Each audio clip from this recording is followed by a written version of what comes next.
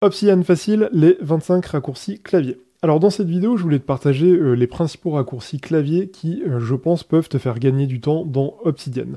Pour la petite histoire, j'avais déjà une précédente formation Obsidian gratuite dans laquelle j'expliquais les fondamentaux. Et c'est vrai que c'était pas du tout une partie que j'abordais. Et en fait, en refaisant cette formation, je me suis rendu compte qu'il y avait plein de raccourcis en fait à côté desquels je passais, ou que j'avais pas en tête, ou que j'ai découvert en faisant la formation. Donc voilà, je voulais vraiment terminer cette formation par cette note en te partageant des raccourcis qui peuvent te permettre de gagner du temps. Mais pour rappel, si jamais c'est la première vidéo de cette série que tu regardes, donc Obsidian Facile, c'est une série de vidéos qui te permettent d'utiliser, enfin de comprendre comment utiliser Obsidian de A à Z. Et j'ai également mis un support de formation que tu trouveras en lien dans la description. Donc en t'inscrivant à ma newsletter, tu peux télécharger le support de formation et tu as accès également au cahier d'exercices et pas mal de petites surprises que j'ai mis dans ce kit qui te permettra de l'utiliser sans être livré à toi-même. Alors nous voilà cette fois-ci sur le support de formation auquel tu auras accès en t'inscrivant. Ce que j'ai voulu faire dans cette vidéo, c'est plutôt te partager quelles sont les fonctions intéressantes sur lesquelles on peut mettre un raccourci clavier. Alors toutes n'ont pas forcément un raccourci clavier configuré quand tu télécharges Obsidian. Certaines ce sont déjà le cas, mais on va balayer l'ensemble des raccourcis de manière à ce que tu puisses finalement choisir si tu souhaites mettre un raccourci ou non. Mais avant ça, la première chose que je voulais te partager, c'est que dans Paramètres, raccourci clavier, tu as accès aux raccourcis. Donc dans cette fenêtre, on a plusieurs choses intéressantes à regarder. La première, c'est que tu as possibilité de filtrer en fait les raccourcis, donc c'est vraiment très pratique. Si tu veux voir par exemple si des raccourcis sont déjà assignés à certaines fonctions, si tu veux voir tous les raccourcis que tu as toi-même assignés, ou si tu veux par contre juste afficher les raccourcis qui ne sont pas assignés. Ensuite, tu as possibilité de rechercher une fonction. Donc si par exemple je fais créer une note, créer une nouvelle note en tapant ce critère-là, ça me permet d'accéder à cette fonction. Autre chose également intéressante, c'est que tu peux voir quelles sont les fonctions assignées à un raccourci. Donc ça peut être utile par exemple si jamais il y a un conflit entre deux plugins ou si jamais tu veux voir en fait si tu ne te souviens plus que tu as quelle est la fonction que tu as associée à un raccourci. En fait, tu cliques ici.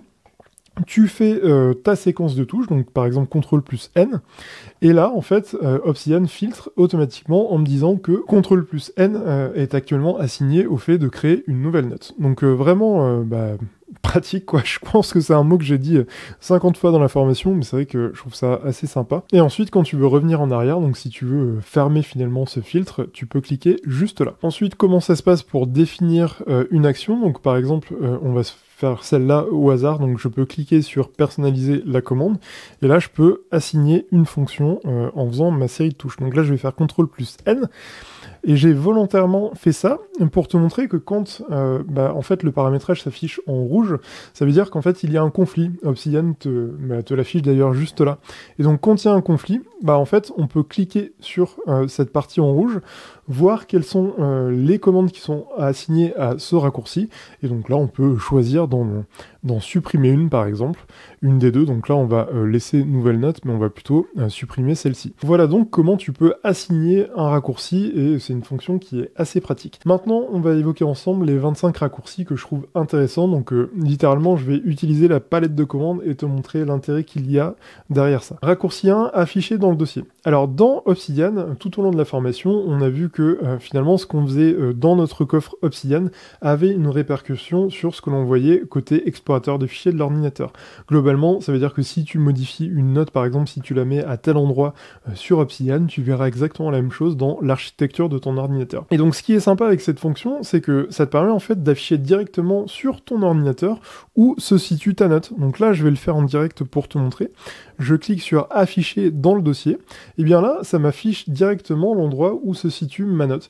Donc ça peut être hyper pratique si par exemple j'ai besoin de gérer en fait les pièces jointes par rapport à un projet ou d'accéder vraiment à l'architecture du dossier. Allez à l'onglet précédent et à l'onglet suivant.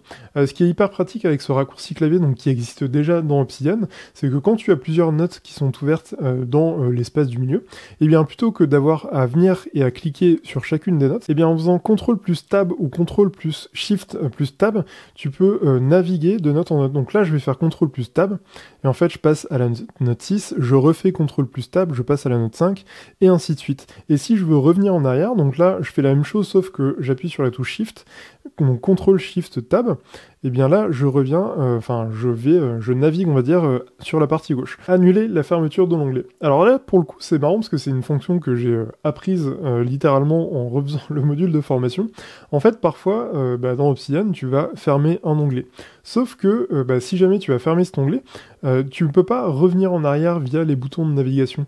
Donc en fait, l'idée c'est que quand tu fais CTRL SHIFT et la touche T, eh bien, tu peux réinvoquer, on va dire, cette fenêtre, et de cette manière, ça t'évite en fait de perdre le fil, ou tout simplement, ça te permet de revenir en arrière. Basculer en liste à puces, un raccourci à configurer, mais que je trouve très pratique. Donc, admettons que je veuille rapidement créer une liste à puces. Donc, la solution de base, on va dire que c'est faire un tiret, et donc de faire un espace, et donc là, j'ai ma liste à puces qui se crée. Mais c'est vrai que si, par exemple, je suis en plein milieu du texte, et que je veux malgré tout basculer en liste à puces, en fait, ça m'oblige à revenir au tout début, et c'est pas forcément dans tous les cas très pratique. Donc pour ce faire, j'ai la fonction basculer en liste à puces, et de cette manière, ça me permet de basculer l'entièreté du texte sur lequel il n'y a pas eu de retour à la ligne en liste à puces. Donc voilà, une fonction assez sympa, et finalement je trouve que en termes de fluidité, ça permet vraiment d'aller beaucoup plus vite quand on veut créer ce genre de liste. Basculer en liste numérotée, donc là, pas de secret, c'est exactement le même principe. Pour illustrer ça, je vais sélectionner l'entièreté du texte, je vais utiliser ce que j'aurais dû utiliser en raccourci clavier. Basculer en liste numérotée, et donc là, tu vois qu'il y avait plusieurs paragraphes, et en fait, ça m'a mis les numéros automatiques. Basculer entre édition et aperçu, donc là, c'est vraiment du classique CTRL-E, mais ça permet facilement de basculer de l'un à l'autre. Basculer l'état de l'élément de la checklist, donc un peu la même idée que les listes à puces ou les listes numérotées. Donc là, on va taper directement checklist, basculer l'état de l'élément, et là, ça me permet d'avoir ma checklist. D'ailleurs, on voit que la checklist est adaptée en fonction des numéros, donc plutôt rigolo. Créer une note à droite, donc déjà configurée, mais ça me permet tout simplement, donc CTRL plus SHIFT plus N me permet de diviser l'interface et de créer cette note. Créer une nouvelle note, du classique, CTRL plus N, mais ça mérite toujours d'être dit. Déplacer la ligne vers le haut ou vers le bas. Alors, je me suis autorisé une petite configuration, donc de base, il n'est pas configuré dans Obsidian, mais je voulais tout de même te montrer pour illustrer ça. Donc là, en fait, j'ai configuré le raccourci Shift haut et Shift bas, et en fait, quand j'ai mon curseur qui est placé sur un endroit, donc là je vais zoomer pour que ce soit un peu plus visible, et bien ça me permet en fait de déplacer automatiquement les lignes. Donc tu vois que la ligne 1 passe de haut en bas, et même d'ailleurs si j'avais de l'espace après, ça me permettrait de le bouger. Donc là, je refais l'exercice.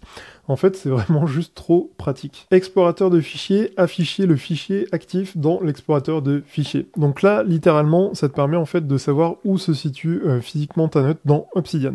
Donc ce qu'on va faire, on va tout simplement faire CTRL-P, afficher le fichier actif dans l'explorateur de fichiers. Et là, directement, tu vois qu'Obsidian s'ouvre sur le fichier en le mettant en surbrillance. Fermer l'onglet actuel, donc CTRL plus W pour fermer cette fenêtre. Mettre en gras la sélection, CTRL plus B, c'est du classique qu'on retrouve sur pas mal de logiciels. Mettre en italique, même idée, sauf que là, on appuie sur CTRL plus I. Naviguer vers l'avant et l'arrière, donc littéralement c'est utiliser en fait ces flèches là donc qui permettent de bondir en avant vers une note ou d'aller en arrière vers une autre note.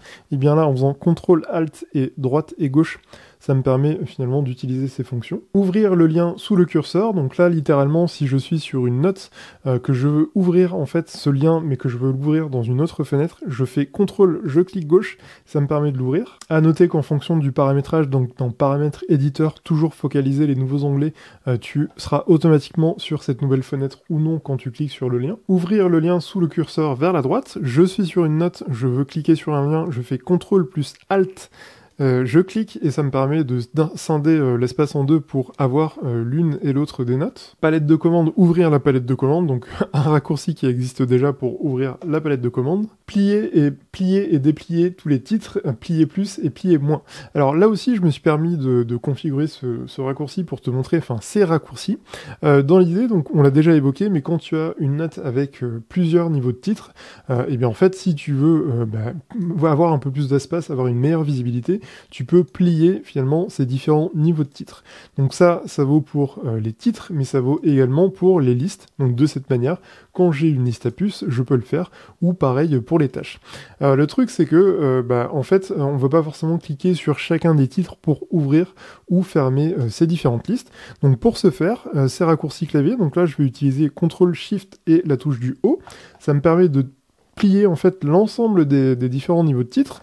CTRL SHIFT bas, je déplie l'ensemble des niveaux de titres. Et après je peux plier plus ou plier moins. Donc là, je vais faire la touche CTRL plus O. En fait, je plie juste une seule section, donc en fonction de là où se situe mon curseur. Et puis, je vais déplier de la même manière. Et je vais te montrer, là, je suis donc sur cette liste à puces qui contient une indentation. Eh bien, je vais faire plier plus. Et donc là, j'ai juste plié, en fait, cette section-là. Donc, encore une fois, un raccourci vraiment essentiel quand on est amené à vraiment utiliser Obsidian. Rechercher dans tous les fichiers, donc CTRL-SHIFT-F me permet d'ouvrir en fait l'outil de recherche pour rechercher dans l'ensemble des fichiers de mon coffre. J'ai un peu la même idée pour rechercher et remplacer dans le fichier courant, donc CTRL+H me permet de rechercher une information et de la remplacer par une autre. Et si je veux uniquement rechercher, donc je peux faire CTRL+F pour rechercher l'information dans la note. Le sélecteur rapide peut être ouvert avec CTRL+O, donc le sélecteur rapide me permet de sélectionner rapidement une note vers laquelle basculer. Et enfin, la vue graphique qui peut s'ouvrir avec CTRL+G. Voilà concernant ces raccourcis. Et enfin, dernière petite astuce avant de terminer cette vidéo et avant de terminer cette formation, c'est concernant la palette de commandes. En fait, quand tu fais CTRL+P, que tu ouvres la palette de commandes, en fait, tu vois qu'il y a des raccourcis qui sont déjà configurés. Donc ça, c'est assez utile parce que si tu utilises ta palette de commandes régulièrement et si tu utilises une fonction bien spécifique, en fait, en un coup d'œil, ça te permet de repérer que, en fait, tu pourrais peut-être gagner du temps en utilisant tel ou tel raccourci, ou peut-être en te disant, tiens, cette fonction-là, il n'y a pas de raccourci de configuré, peut-être que j'ai intérêt à le faire. Et avant de faire un petit bilan concernant cette formation, donc pour résumer cette vidéo, on a vu ensemble que les raccourcis clavier étaient un formidable moyen de gagner du temps. Ils sont accessibles via les paramètres raccourcis. Ce qui est sympa avec cette fenêtre, c'est que tu peux facilement filtrer les différents raccourcis qui sont déjà assignés ou non. Tu peux filtrer en fonction d'une séquence de touches pour voir quels sont les raccourcis rattachés à une fonction. Et tu as quelques autres fonctions pour te permettre de facilement configurer tes raccourcis. On a également vu ensemble que la palette de commandes permettait de facilement voir si un raccourci était configuré. Et puis je t'ai partagé les différents raccourcis, donc les 25 raccourcis essentiels pour l'utilisation d'Obsidian. Voilà concernant cette vidéo, voilà concernant cette formation. Et bien écoute, je sais pas ce que tu en as pensé, mais j'ai vraiment été ravi de te partager toutes les connaissances que je pouvais te transmettre pour vraiment débuter sur Obsidian de la meilleure des manières. Vous étiez nombreuses et nombreux à m'avoir fait des retours hyper positifs concernant la première version de cette formation. Donc j'avais vraiment à cœur, quelques années après, de vous partager finalement les nouvelles choses, les nouveautés qui existent sur Obsidian. C'est vrai que l'interface avait pas mal évolué, donc et puis mon utilisation d'Obsidian et ma pratique, notamment des vidéos et mon aisance sur les vidéos et le matériel aussi a changé, donc j'espère que cela vous a plu. Aussi, ce que je voulais dire, c'est que vous êtes nombreux et nombreux à m'avoir demandé si vous pouviez peut-être me récompenser en me donnant un tips ou ce genre de choses. Donc non, j'ai pas de tips, j'ai pas finalement de possibilité de donation ou autre chose, parce que je pars du principe que, en fait, si jamais j'arrive à vraiment t'intéresser sur cette formation gratuite, peut-être que cela te donnera envie d'aller plus loin avec l'une ou de mes formations payantes, l'un de mes coachings, et donc je préfère plutôt qu'on fasse de cette manière. Donc si jamais vraiment tu veux pas prendre une de mes formations, et là-dessus il n'y a aucun problème, mais si tu veux tout de même me récompenser, finalement le meilleur moyen de me récompenser, c'est de mettre un commentaire, de t'abonner, de partager finalement la gestion des connaissances, parce que vraiment la gestion des connaissances, c'est un domaine que je connaissais pas, qui m'a rassuré sur ma capacité à faire des choses, qui m'a aussi démontré que finalement j'étais pas forcément si bête que ça, c'est juste que j'arrivais pas à organiser mes connaissances. Donc si jamais j'ai pu quelque part contribuer au monde, et si jamais tu peux toi aussi prêcher cette bonne parole, eh bien ce sera pour moi vraiment la meilleure des récompenses, et en tout cas j'ai été vraiment ravi de te partager tout ça. Comme d'habitude, n'hésite pas à liker, t'abonner, partager, et je te dis à bientôt, je l'espère, pour une prochaine vidéo ou une prochaine formation.